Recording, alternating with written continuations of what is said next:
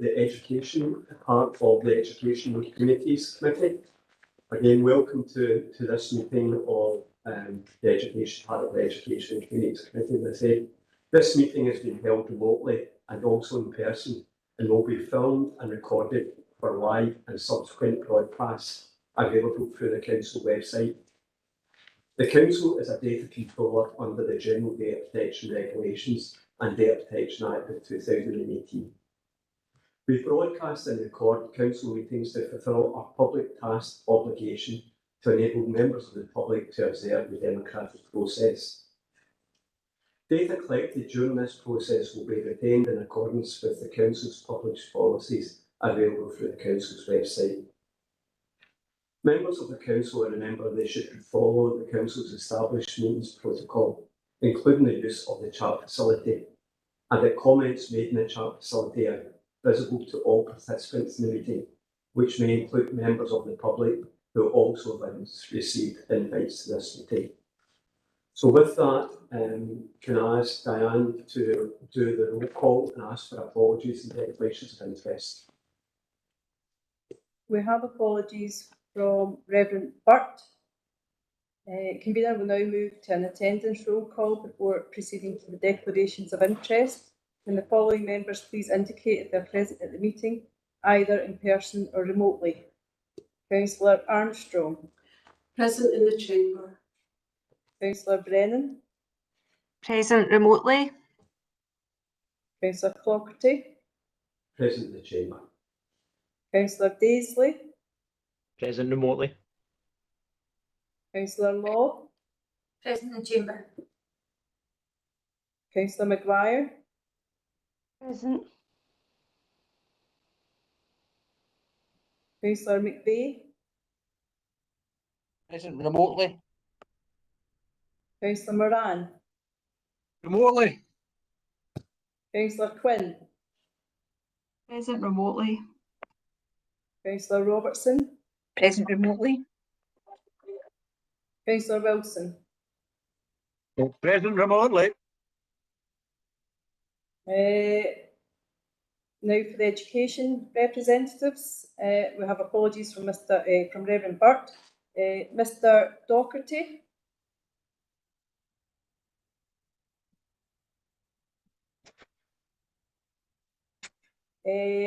Reverend Donaldson.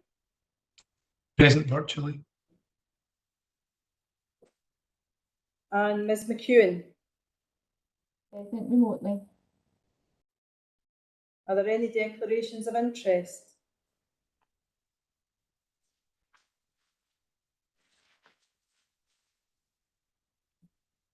Okay. Good to go, Diane? Yeah. Can I crave members' indulgence and can I ask that we take agenda item number 11 first? We have Paula here remotely, and obviously by taking this item first, it will let her play a full part in the agenda item. Can I agree with that? And we take agenda item number 11 first. Ruth? So this is to update you on the election of the teacher representative to this committee, and after an election, which is outlined on page 103, pleased to say that Paul McEwen was duly elected to the post of the teacher representative. We continue to seek a parental representative, and we will keep the committee informed as we progress. Okay, thank you, Ruth. Can I welcome Paula along back to the committee? Paula, as always, we welcome your full input, and I know you're not shy of coming forward with that input, so welcome back to the committee. Thank you very much, Convener. And with that, can I move along to agenda item number 7, which is the Education Revenue Budget, final outturn 21-22 and projected outturn for at the 30th of June. Ian? Thanks, Convener. This revenue budget report provides information in the final outturn for the 21-22 revenue budget and the projected outturn for the 22-23 budget at period 3, and that's up to the end of June. So section 3.3 of the report provides details of the 21-22 final outturn position. The underspend was 334,000 against a budget of 87.834 million. and that equates to a 0.4% underspend, and it was 77,000 less expenditure than reported to the last committee. The table at paragraph 3.3 shows the under and overspends by service, and in paragraph 3.4 highlights the main variances responsible for the underspend of 334,000. Moving on to the 22-23 part of the report, the revenue budget for education part of the committee is currently 91.666 million, and the latest projection at period 3 is an overspend of 126,000, or 0.1% of the total budget. Paragraph 3.5 provides details of the main variances responsible for the projected overspend. And the proposals for the report are noted in section 4, and namely the overspend of 126,000 needs to be addressed, and progress will be included in a report to the next committee. So committee are asked to note the final outturn for the 21-22 education revenue budget, and note the projected overspend of 126,000 for the 22-23 revenue budget. The committee are also asked to note that the corporate director and the heads of service will review areas where non-essential spend can be reduced to bring the committee back on budget, and that will be incorporated in the period 5 report to the next committee. And I'm happy to take any questions. The first question I'll have is from Tommy. Tommy first, and then Kirsty. Tommy. Yeah, thanks, convener. On Appendix 3, regarding ASN transport, now I appreciate we're only 3 months into the new financial year, and we're projecting £163,000 overspend already, which is 46%. So my concern would be, how are we seeing that so early in the financial year? Is there an issue with the original budget which was set, or has something happened which means we're going to overspend by such a wide margin, which is actually bigger than the overspend? Just looking for some information, more information on that, please, convener. Through you, convener. The 163,000 overspend is based on the projected outturn for last year. We're still actually waiting on updated information from SPT, who handle these contracts. We were promised that in August, but it's still not arrived. So as I say, in this report, that's based on how much we spent in the last financial year, plus a new contract that I know about. I think probably the bad news is that projection is likely up once we get the SPT figures for this financial year. And I think the other thing we're pointing out is in previous years, the overspend in this has been funded by the ASN smoothing earmarked reserve, which we don't have this year. We had to use that last year. We were unable to create an earmarked reserve last year. So the budget is less if you take into account earmarked reserves. Thanks, Ian. Thanks. I'm just wondering why, if we had concerns regarding the budget and regarding SPT, why would we go with what we had last year? Bearing in mind the increase in the fuel costs, etc., etc. So where we go with this? Is this going to be? It's last year. It's last year's contract plus the new contract that I know about. As I say, I don't have the full picture. I'll have that for the period 5 report when I get the information from SPT. But at the moment, I've used the cost of the contracts for last year plus what I know is new for this year. I don't have any more information. But as I say, my gut feeling would be that the overspend 163 is likely to increase perhaps substantially once I get the figures from SPT. Yeah, right. Okay, I'll wait. I'll see what happens for you next meeting, convener. But obviously, I'm concerned that such a high overspend so early in the financial year. But I'll leave that to officers to deal with. Thanks. I was going to let Tony or Ruth comment with regard to if it's a genuine budget pressure and what do we do. It's your question, Tommy. What do we do with genuine budget pressures of that contingency is not there anymore? So I'd welcome any comment from either Ruth or Tony. See what's going to come in. So we would, so we can, if we've got a genuine budget pressure where the cost is more than we budgeted for, we will put that to the CMT and later to committee as the budget pressure, and what will happen if the council doesn't meet that budget. So the ASN is at the moment a budget pressure for us. Tony has been working with SPT on the reality of the situation, and we've had difficulties this year with all the contracts, and particularly some of the late announcements or changing of contracts, and of course that's been linked to some of the prices as well. And we see some of our neighbouring authorities who haven't been able to provide transport, specifically in the ESN. So Ian is right. We can expect this budget to most probably go up. ESN transport is something we have to do. We have to get the children to school, but the prices will fluctuate. Tony, I don't know if you have any more to add to that. No, Ruth. I mean, I think you've covered most of it there, and and we have been working well with SPT over the summer, because kind of unprecedented what has happened this year in terms of the way contracts have been awarded and then withdrawn and then awarded and then withdrawn. But I think Ian's talked about last year's as well in terms of the outturn.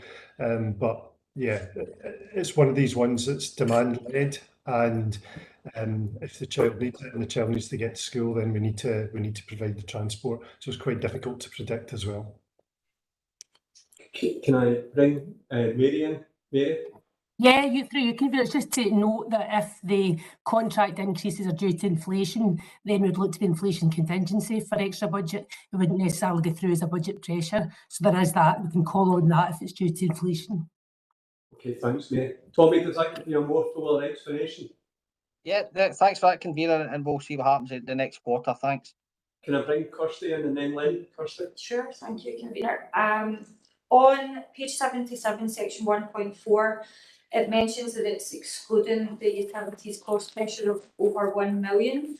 I just wonder what's the likely effect of these utility cost increase, and if that figure of over 1 million is obviously likely to potentially increase again, and how this will impact on any services within school.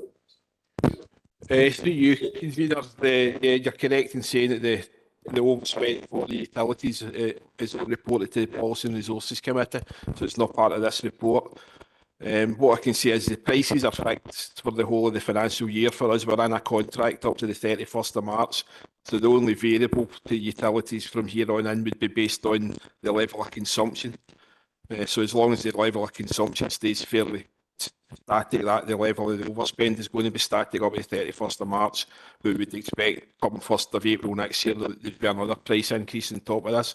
But for the rest of this current financial year, the prices will remain the same. Thank you. Can you possibly expand a wee bit by when we actually say the cost pressure of over 1 million will be reported corporately at the Policy and Resources Committee?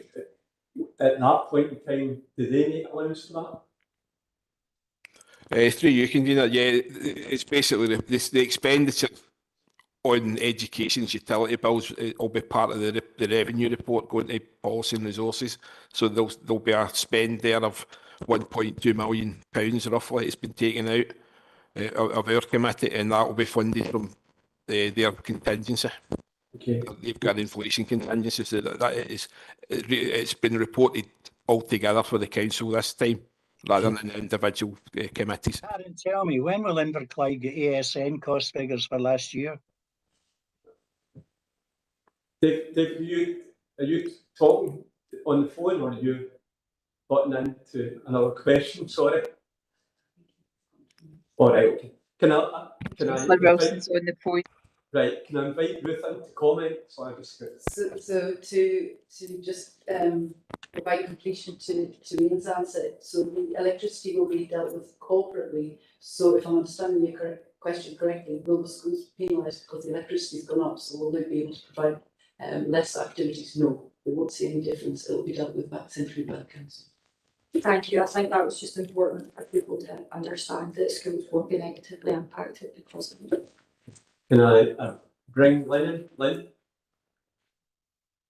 Yeah, thanks, convener. Just a quick question under 3.4, just the underspend of 86,000 for school clothing grant. I just want to check, is that parents not applying and missing out potentially? Ruth? Through you, convener, I think it's just the number of applications is down compared to the previous year. So it's volume related. So if less people apply, the reasons why they don't apply, maybe Ruth could add, but it's just there's less people. So there isn't a finite grant that we've got, and then it either underspends or overspends because we haven't got enough money or we've got too much. Everybody who applies gets a grant, but there's just less people have applied this year, and it could be for a variety of reasons that people don't apply. We try and get as high an uptake as we possibly can, but it's just against the budget that's allocated to it rather than against a fixed sum. Yeah, so I think what I'm trying to explore is that if the budget is set based on those that we believe are entitled, then clearly we've got a number of people who are entitled to but are not claiming. That's what I'm trying to establish, and what can we do to try and bridge that gap? I don't think the budget is set compared to how many people we assume are entitled. It's set due to what we would historically expect to see. So 1 year to another, we won't know the people who are entitled. So there's always that amount of forward forecasting. So an underspend or an overspend could well be against that, depending on how many people actually apply. Okay, great. That's reassuring. Thanks. Pam, will you want to come in? Thanks, Convener. The two questions I had have been covered. Thank you. Thank you. Sorry. David, you've got your hand up. David, we're monitoring things on the chat, but please come in. So is that okay? Oh, you're on the chat. Sorry. Right. Just I agree with Tony was saying about school transport. There's a dreadful shortage of bus drivers in the west of Scotland, causing a lot of problems, to the extent that a lot of contracts are agreed and then have been getting handed in 2 or 3 days before they're due to start. Ian, as far as ASN figures for last year, Karen O'Donnell says she'll have them with you by end of play today. Thank you. Thanks very much, Councillor. Thanks, David. And I think we're all aware of the teething problems at the beginning of the year with the school transport as well. So if there's no other comments, no other questions, can we agree the report? Agreed. Thank you. Can we move to agenda item number 8, which is the Education Capital Programme Progress Report. Eddie? Thanks, Convener. The report covers the current capital position outlined in 3.3, and there's a limited number of projects, and I'll just provide a very brief update on things that have changed since the report was compiled. On 3.4 in Group Primary School Extension, I can confirm that the main phase was handed over in time for the new term and is now occupied and in use, and the contractors working to complete the remaining works in line with the programme outlined there within the report to clear the temporary accommodation during the October holiday period. Appendix 2 includes a summary of all the various life cycle works that we're carrying out across the estate, and it touches most of the schools. And the kind of 1140 hours projects in 3.6, we didn't quite manage to get Weemsby and Kings Oak started during the summer holidays, but we'll certainly look to complete those between now and the end of the financial year. I'm happy to take any questions. Thanks, Eddie. Questions, any members? Can't see any questions, which is probably the first time we've had no questions on a capital report that I can remember. Just Mullins, it's just fantastic to see Girl Primary, and I'm sure the Girl members will agree, finally getting to the completion stage. And when that comes off the agenda, I think we'll all be happy about that, especially the head teacher and the pupils at Girl Primary. It has been a long win, and we all know the reasons for it. So with that, can we agree the paper? Thank you. And can we move to agenda item number 9, which is the education update. Before I bring Michael in, can I ask Ruth maybe to just give us an update on the situations with regard to schools next week, which is obviously will be in people's minds. So the position we're in is we've obviously got targeted strikes against refuse collection and also schools. In Inverclyde, the particular situation is Unison and Unite have a mandate to strike in schools, but GMB don't at this time. They we were notified of the strikes 2 weeks in advance, and that they will be on the 6th, 7th and 8th of September. Whilst we're notified of the strike, of course, we have an idea of who union members are, but that can change right up until the last minute, and people can also either join a union or they can change a union. Also, whilst we can ask employees if their intention is to strike, they don't have to tell us. So head teachers, on the basis of what they have in the local knowledge, they are responsible for the health and safety within their schools.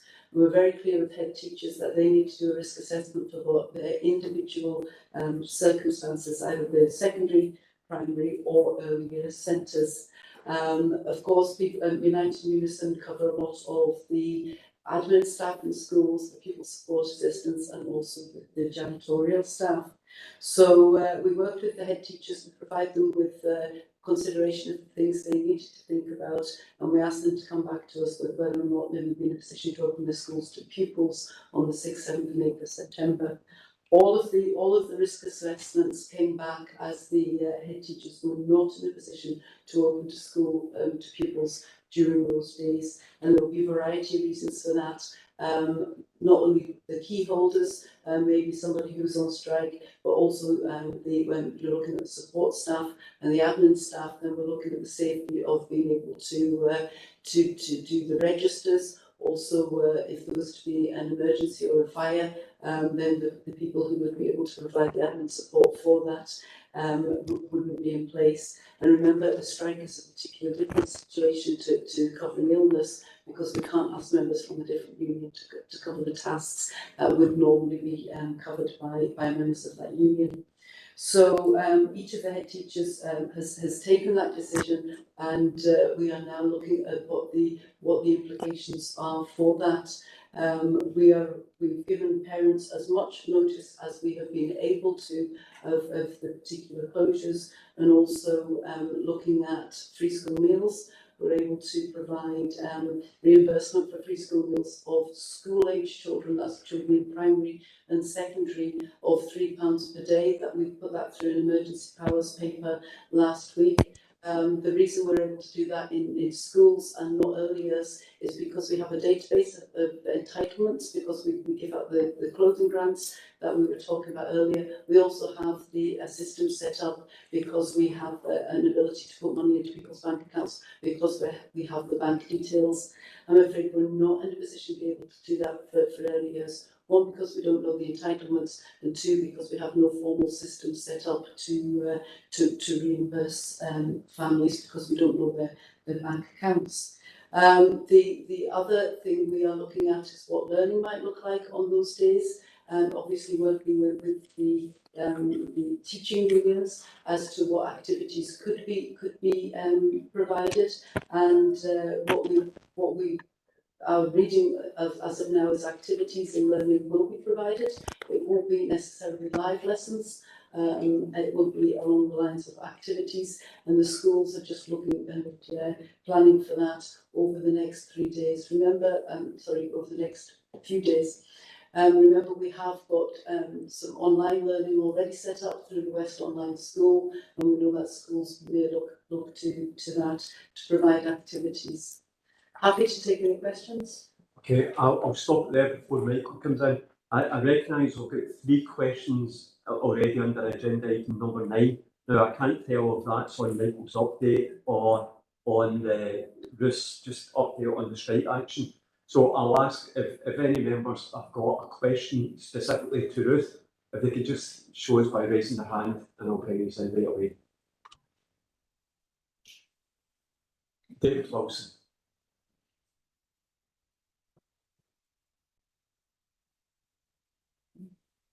Is this agenda item number 9, Chair? Yeah, it's just under agenda item number 9. We just thought it was correct that the committee got an up-to-date on the position with regard to the I'd strikes. like to ask you. So it's specifically on what Ruth is saying before I'm inviting Michael I'd like to give us the peace assessment process. So I'll reiterate what I'm saying, David. It's That's right. Is it other questions? No, it's about the peace resistance. Now you're Right. you're Right. breaking So, up, convener. right, if you can hold on, David, because that's part of Michael's update. What I'm asking for is specifically with regard to the strike action next week, if any members, any question they want to put to Ruth. Now, I noticed Natasha up her No hand. questions, thank you. Okay, so I'll bring Natasha in specifically with regard to Ruth's update. Natasha. Yes, this is specifically just on the strike. Thank you for that very comprehensive outline of what's been done. I just wanted to kind of probe slightly more. I've had some parents that I've seen online, I'm sure many of my colleagues, if not all, have had similar kind of representations or seen similar things online.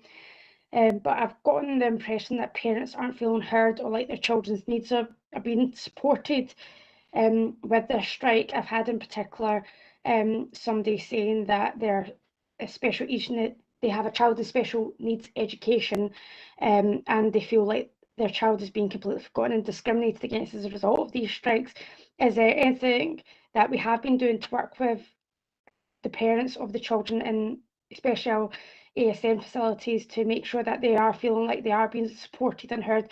I completely understand that with the strike that there will not be provision there. However, is there something more that we could possibly do for the parents and maybe even for the children to make sure that they are being supported in something that they have no control over? Ruth. So one of the quickest calls we were able to make, because it was fairly straightforward, was, and bearing in mind that most of the pupil support assistants will be affected by the strike, is where we had people who were reliant on pupil support assistants for their attendance at school.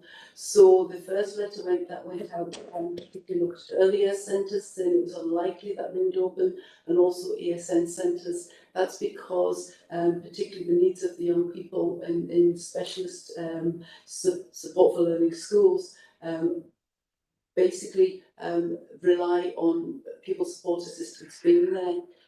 Now that is a reasonable adjustment to make sure that pupils can attend school.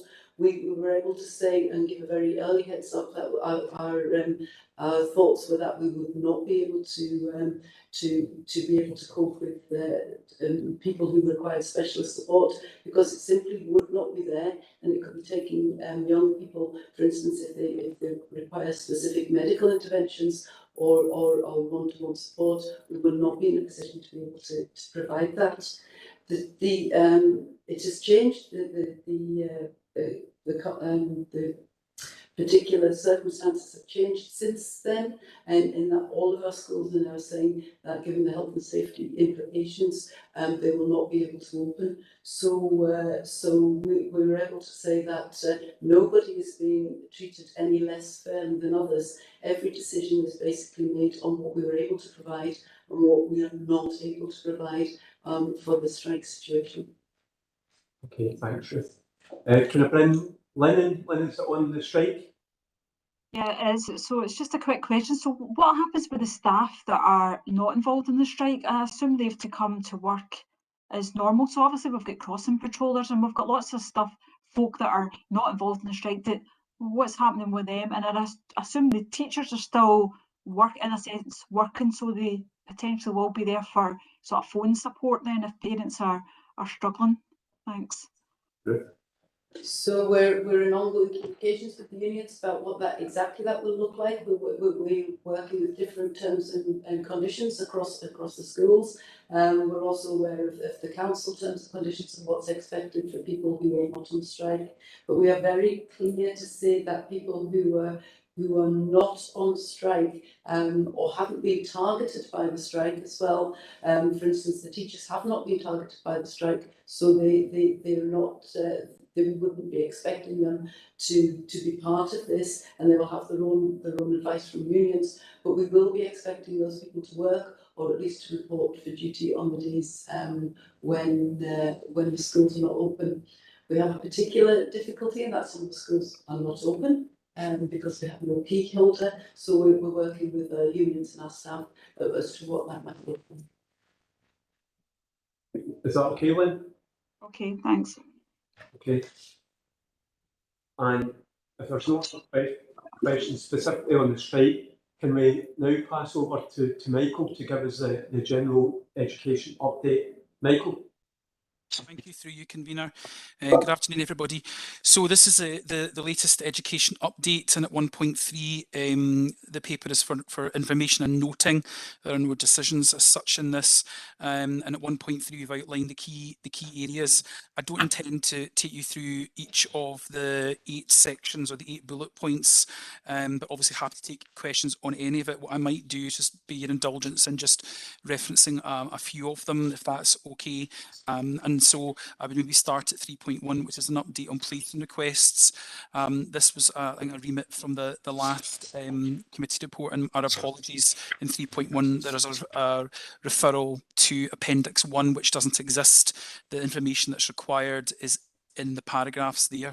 So the placing request information details for you the process that we went through, the total number of placing requests that were received, granted and refused, and the fact that obviously once we went through appeals, none of those appeals progressed further than the Education Appeal Committee, none of them being upheld.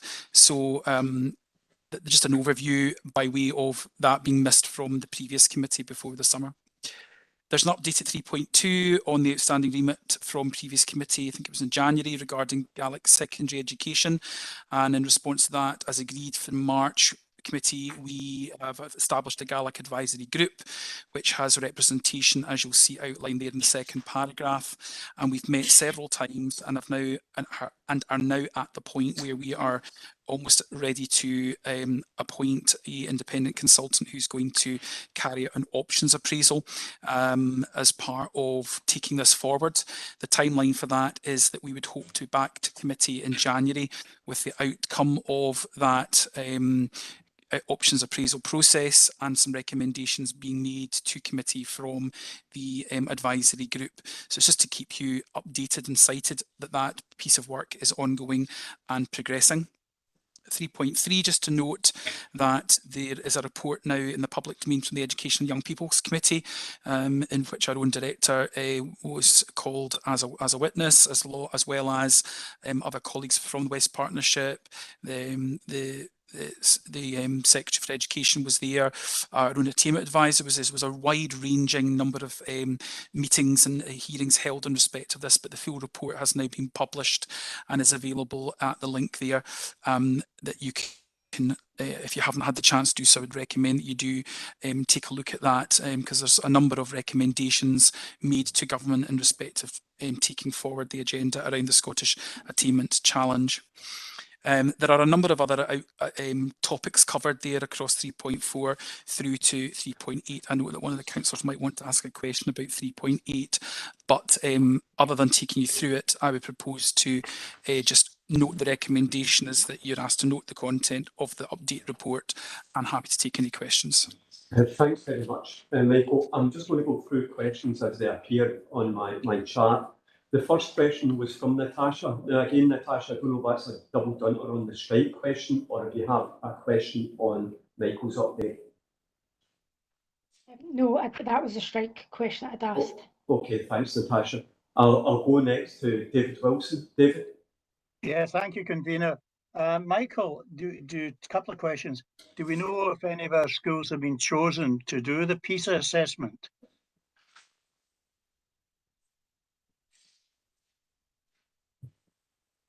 Michael?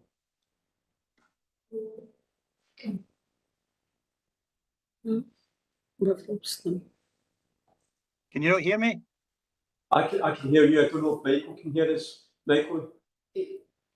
I can answer for Michael. So some of our schools will be chosen to do the PISA assessment. We work with the people who do the assessments. It's random, and they will also tell us who they wish to undertake the assessments as well. I don't know if we've had the actual details through yet. I think it's to come yet. But some of our schools will be chosen for the PISA assessments. We won't, to be clear, get the individual results back, and we won't get it back per school either. It forms part of the Scottish picture. Okay, David, do you have another question? Sorry.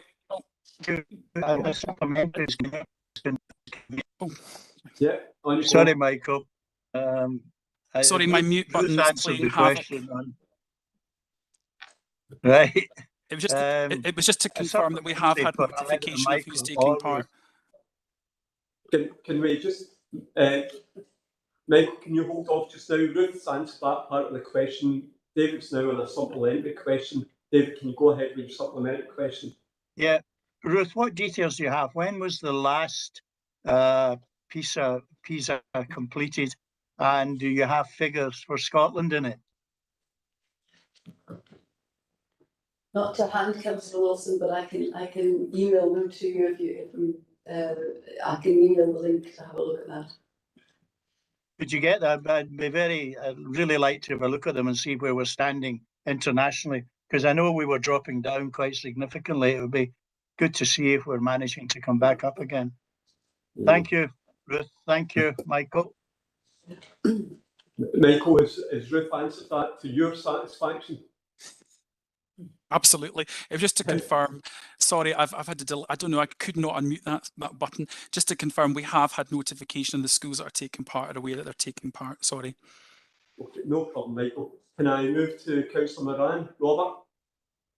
Aye, I'm sure everybody's surprised I'm going to bring up 3.1.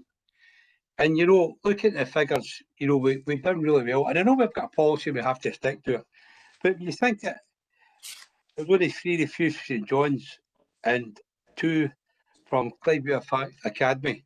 As someone who sat in that Education Appeal Board, the total devastation to the parents when they're appearing there is something that will be me forever.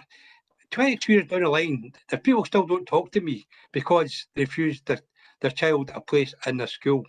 Now, we're told, and I might be wrong in this, that if we let them 2 kids into Cliveview Academy, we need to start another class.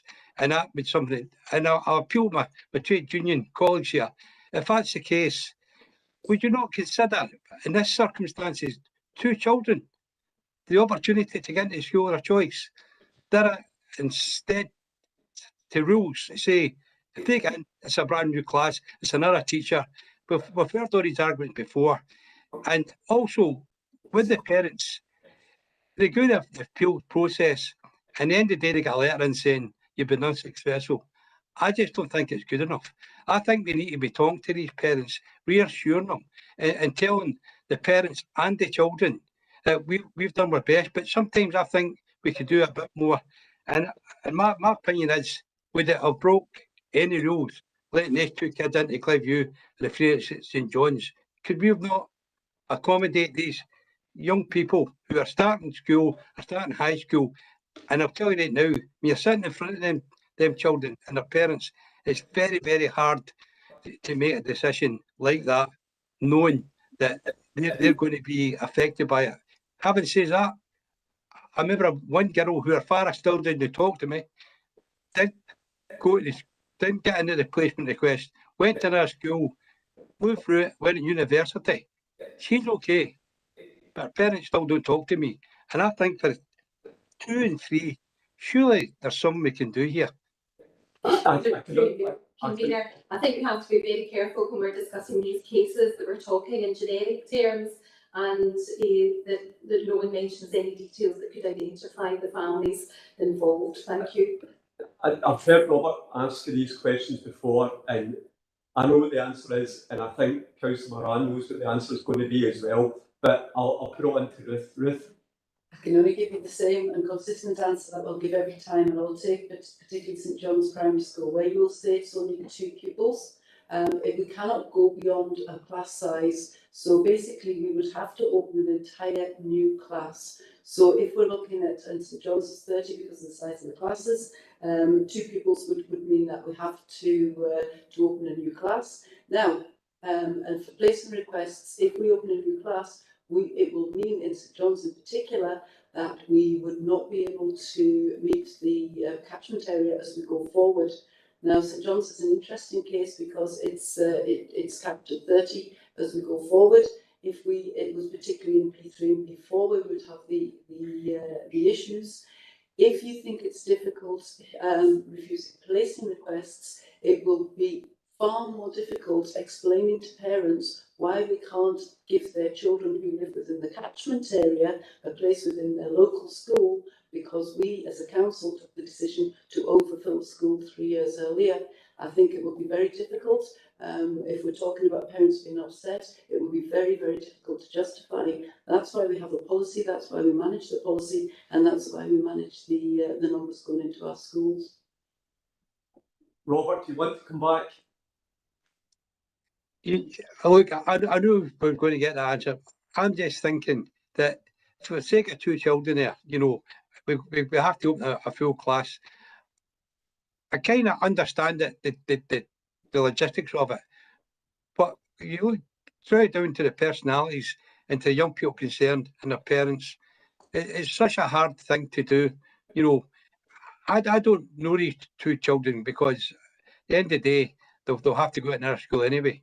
But for the sake of 2, you think there was something we could do.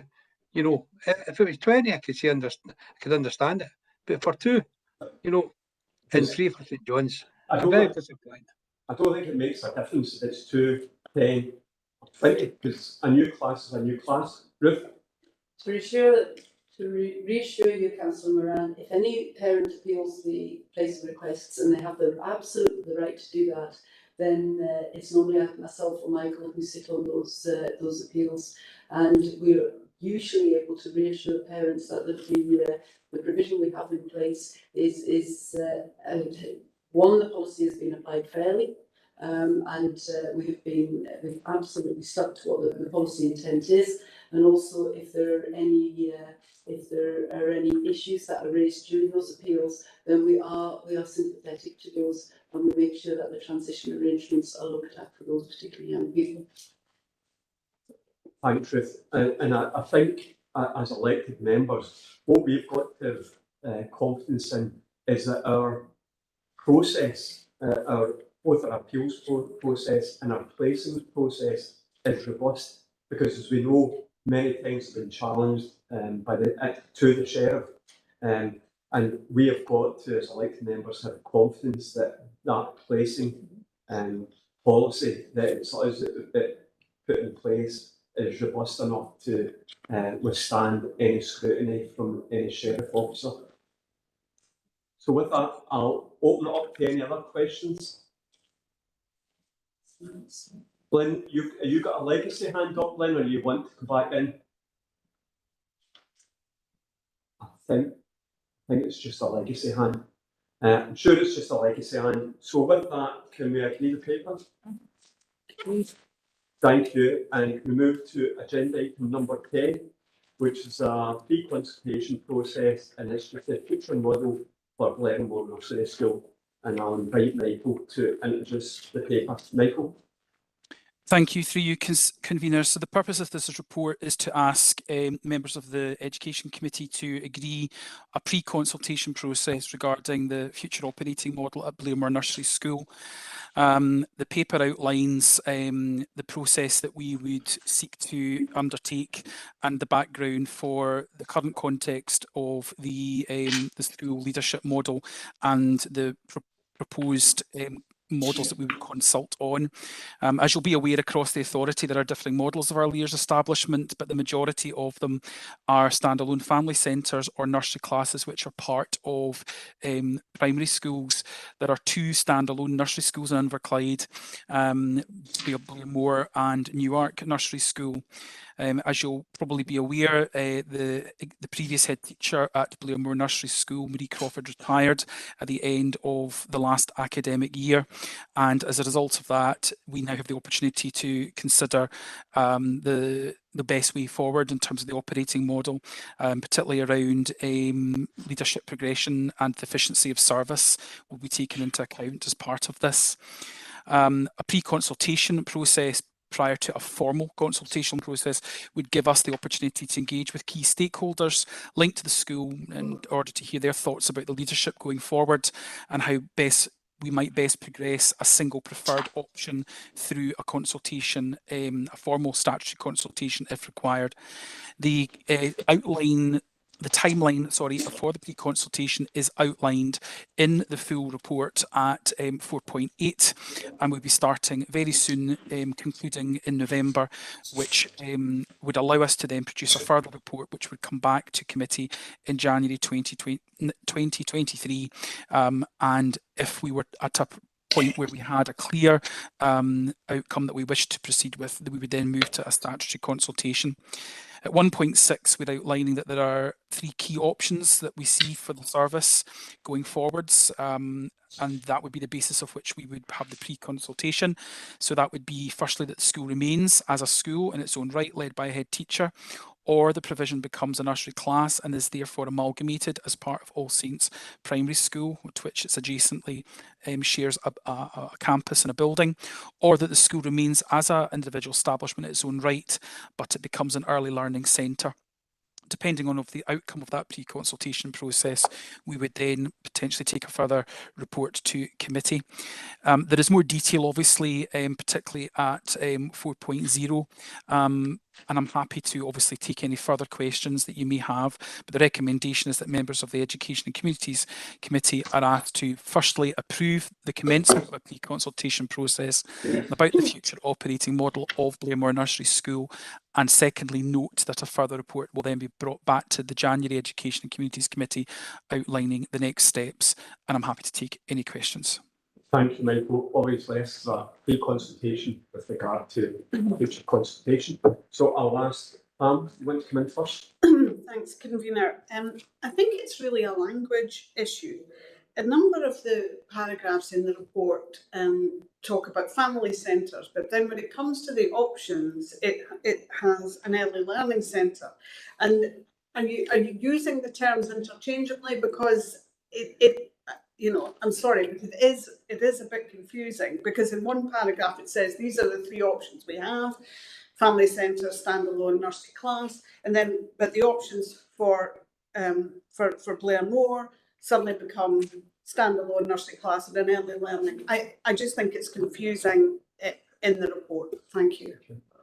Ruth, you just want to comment? Yeah, we can take that on board. Yeah, we reduce the 2 terms interchangeably. It basically means it doesn't have a head teacher, so yes, it would have an earliest qualified person. Thank you. I've got 2 authors there looking at different parts of the report. Can I invite Robert in, Councillor Ryan? Robert? I could, I mean, I know the officer bring this report forward and might be overdue, but I wanted to conditions that the All Saints was an amalgamation of 3 schools. It was St Kenneth's, St Lawrence's, St Kenneth's, St Lawrence's and St Mungo's, and they were all put together in that big giant campus, and that's how I think they had a separate nursery. You know, that primary is actually in position. That's an amalgamation of 3 primary schools too, and they're unique. They're not the same as they're a primary school without, well, in my opinion, without Inverclyde, because there were 3 schools made into one, and they were big. They were separate entities altogether. So maybe that's how we had a separate nursery with a separate head. And I think, I don't know, maybe the people still want that. It's not my place to say, but I think action should be taken of the size of the 2 primary schools and the reason that they've got a separate nursery. Probably should all come out in consultation, but Ruth, you. That's like Councillor Moran, that's exactly why we're going out to pre-consultation, and if you're going out to statutory consultation, good practice would say you only consult on one option. Now there are 2 options ahead of us, or 3 options ahead. We could keep the status quo. We could go to a family centre, or so it would still be standalone, or we could put it under the management of a head teacher. There are pros and of this school. There are pros and cons for all of these, and we want to really speak to the community and find out the direction of travel, and taking into account that it is attached to a big school is one of those things we would consider during the pre-consultation. So, okay, Robert? Hi, Jim. It's just a comment, because I was a councillor up at All Saints, and now I'm at Port, and I've got New Ark, so I'm pretty close to 2 schools. So that was my point I was making. It's up to the parents to choose, not me. I think it's a comment well made. Can I move to Councillor Robertson? Sorry, can I bring Michael in first of all, Elizabeth, and then Of course, no problem. Thank you. Through you, convener. Just further to Councillor Moran's comment there, we do have another school in the authority, Ailey Mill, which is a large primary school, equal in terms of its sort of size and capacity to All Saints, that has a nursery class attached to it and is run as one of the models that we're potentially consulting on. So we do have evidence that that does work and can work. Okay, thank you, Michael. Elizabeth? Thanks, convener. So the question that I have is really about efficiency. Obviously a statutory consultation is a statutory consultation. Pre-consultation, I'm assuming, is not a statutory part of that, but brings you to the point, as Ruth said a couple of minutes ago, where there's a good practice of having one preferred option to go out with. But I'm just wondering if that's the right process to go and have the pre-consultation and then the consultation, rather than simply going out with what's not a massively complex statutory consultation and minimising the timescale and being able to make the decision, whatever it is, quicker. I don't have a preference there. I'm just kind of doing a support and challenge role, really, and saying, is that the most efficient route to go in this particular instance? I'll ask Ruth to comment first of all, and then Michael. So we did consider that. We thought, we wondered if this would be straight to consultation. The reason, and you'll know, we if we possibly can, we will do pre-consultation, because it gives people a chance to have a say, and then we can go with one option, which is fairly secure in whether or not the public support it. The danger of going out to just straight to statutory consultation here is there are two options that will give an efficiency in the service, and also look at the benefits for the young people, as outlined in the paper. So actually, I think in this case, my call would be to do a pre-consultation to just know that the support. The reason for the statutory consultation is because we're closing the school, so legally we have to undertake that. If people were basically saying all we're interested in is closing the school, then it might give out the wrong message to the public, when actually we really do want to work with them to say what is the best for the not only the most efficient model, because again that's got an educational benefit, but also what's the best thing to do for us to do a sustainable service as well. It's all about we're not actually physically closing in with amalgamating. Michael, do you want to add anything to Ruth's point? No. Elizabeth, is that okay? Yeah. If there's no other questions, can we agree the recommendations in the report? Thanks for that. Now we've already done agenda item number 11. Now earlier on today, I got in trouble off a roof for actually asking Hugh to introduce an item for noting. So the next item is really just for noting, for members to ask any questions on. So it's implied educational service parental engagement strategy. Does any member have any questions on it? No questions. Thanks, convener.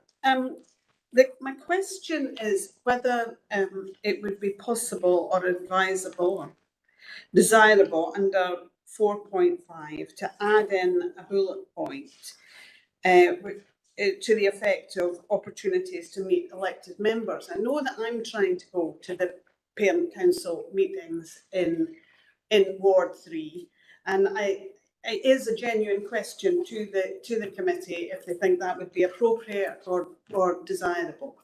Thank you.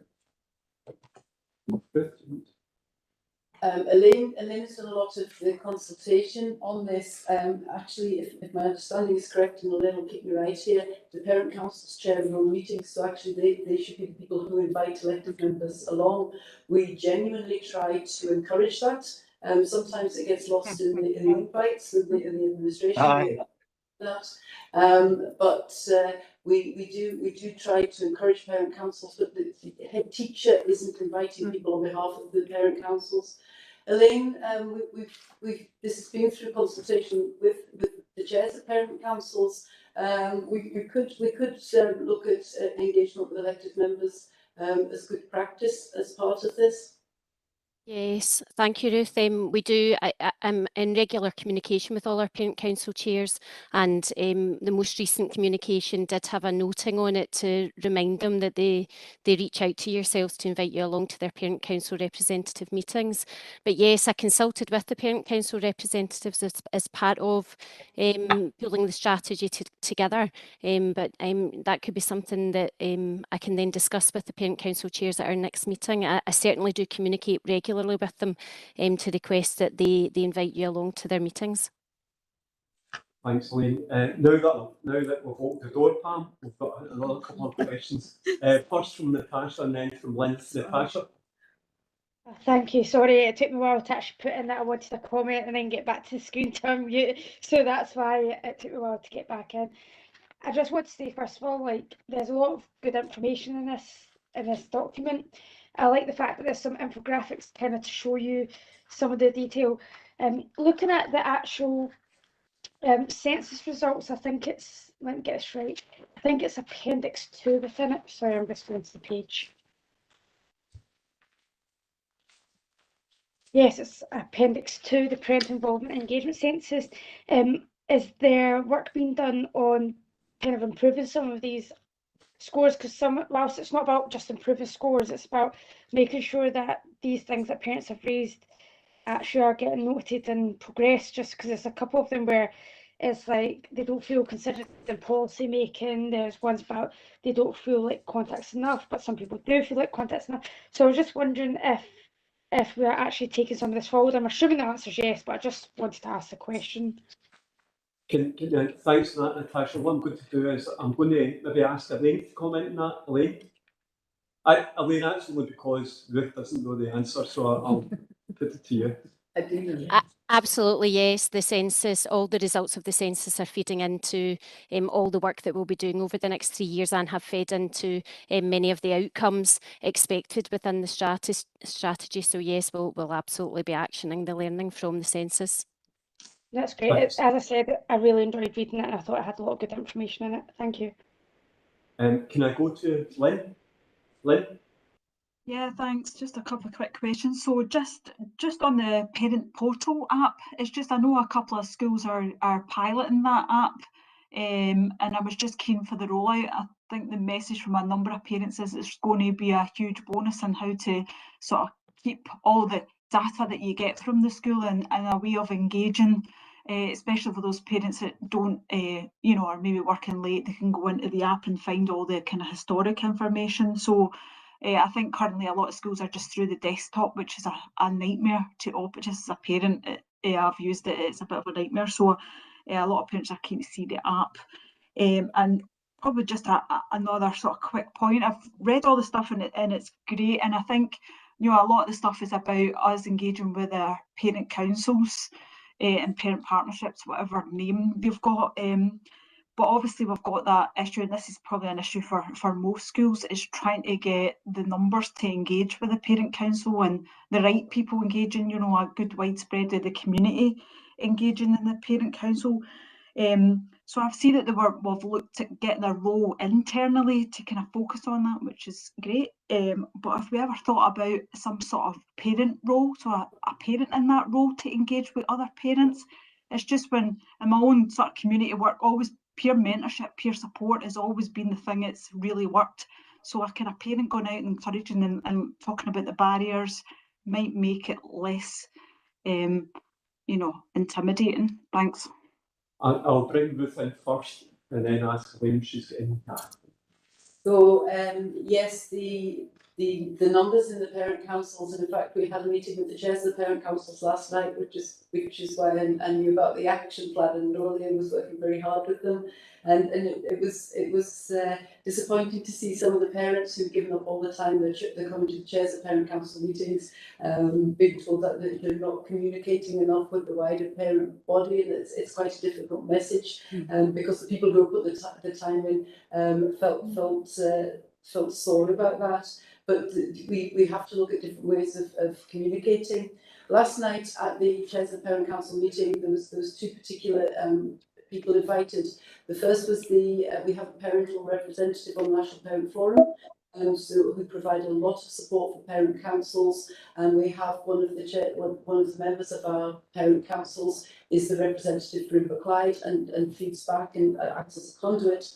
The other is through Connect, and Connect provide a lot of support to parent councils in different ways to look at the different roles, the different types of the jobs that people in parent councils do and how to run effectively parent councils. So we do have a lot of peer support. Elaine also encourages people sharing good practice. So how to encourage attendance at parent council meetings. We've had one of our chairs of parent councils, and parent councils have been able to share good practice. So there is an awful lot of support out there for parent councils and people who want to come, and nearly all of it, I would say, Elaine will keep you right on this, is led by parents themselves. But I'll hand over to Elaine in case there's anything I've missed on it. Not much more to add to that. As I say, Connect and National Parent Forum of Scotland are a great support to the parents.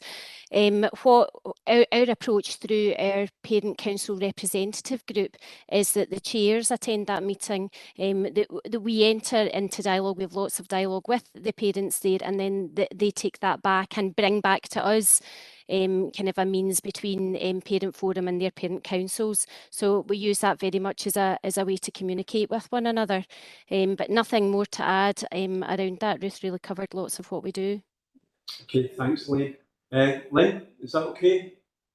Just the thing on the app, the rollout of the app. Anybody wish to comment on the rollout of the app, either Elaine or Ruth? Elaine? So I haven't got the finer detail on the rollout of the app. That's another education officer around the parent portal. Michael, I'm not sure if you perhaps know where we've reached with the rollout of the parent portal. You convener, no, I don't have specific detail, Lynn, but I can get Adam Stevenson, the education officer, to communicate with you. I know we are meant to be meeting head teachers next week. Well, we'll wait and see, but we are giving them an update at that point on where we're at with it. I know that in general, the uptake has grown, so there's definitely an appetite for it, but I think a move over to the app would be the preference. So I'll get a response to you, Lynn. Okay, thanks, Michael. And Ruth, that's okay with you? Yeah. Okay, if there's no other questions, can I, it's just a note report, can I thank members? It's a written report. It's just a written. Can we just agree the report? Thanks. Thanks, Chair. And I thank you all for your attendance today, so thanks everyone. Thank you.